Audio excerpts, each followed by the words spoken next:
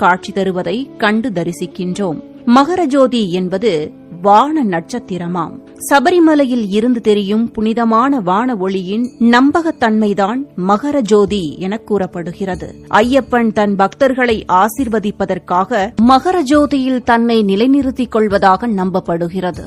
எப்போதும் தவக்கோலத்தில் அருளும் ஐயப்பன் ஆண்டுதோறும் மகர சங்கராந்தி நாளில் மட்டும் மகரவிளக்கு பூஜையை ஒட்டி திருவாபரணம் அணிந்து முழு அலங்காரத்துடன் அருள் பாலிப்பார். அன்றைய தினம் சன்னிதானத்திற்கு எதிரில் உள்ள ஐயப்பனின் மலையான காந்தமலையில் ஜோதி ஸ்வரூபமாக ஐயப்பன் காட்சி தருவார்.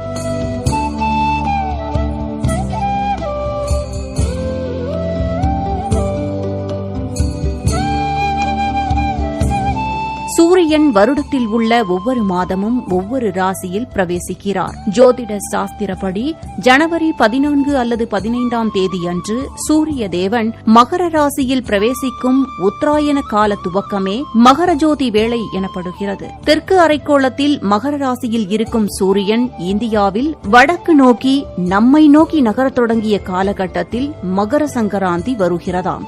நாம் குளிர்ந்த பருவத்தில் இருந்து வெப்பத்திற்கு வரத் தொடங்குகிறோம். இந்த மாற்றம் பருவகால சுழற்சியின் புதிய தொடக்கத்தை மகர சங்கராந்தியாக கொண்டாடப்படுகிறது எனவும் சொல்லப்படுகிறது.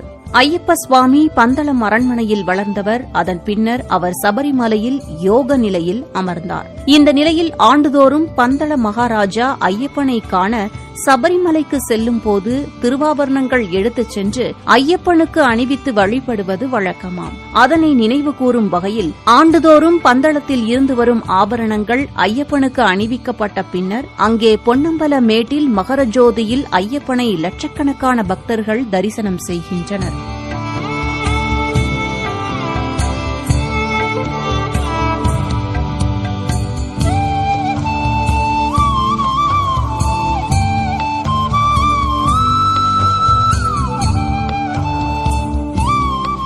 இறைவன் ஜோதி ரூபமானவன், அவன் எங்கும் நிறைந்திருக்கின்றான்.